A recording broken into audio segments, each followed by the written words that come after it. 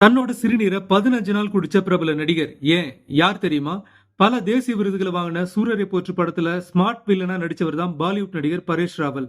Bollywood படங்களான sir மற்றும் போகோ சரி படங்களுக்காக 2 தேசிய விருது வாங்கின அவர் சொன்ன விஷயம் இப்ப பெரும் சர்ச்சை கிளப்பி இருக்கு.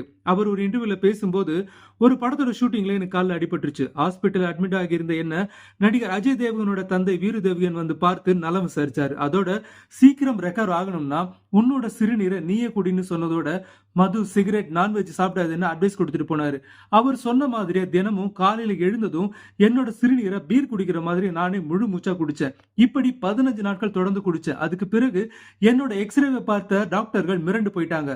சீக்கிரமாவே டிஸ்சார்ஜ் ஆகிட்டேன். அதாவது டிஸ்சார்ஜ் ஆக 2 மாசம் ஆகும்னு சொன்ன நிலையில நான் வெறும் 1.5 மாசத்திலே டிஸ்சார்ஜ் ஆகிட்டேன்னு பேசியிருக்காரு பரேஷ் ராவல். டிஸ்கவரி சேனல்ல வரும் மேன் வெர்சஸ் வைல்டு ஷோல வர பேர் கிரில்ஸ் தான் ஆத்திர அவசரத்துக்கு அவரோட சிறுநீரை குடிச்சு பார்த்திருக்கோம். இது என்னப்பா புதுசா இருக்கேன்னு கமெண்ட் பண்றாங்க நெட்டிசன்ஸ்.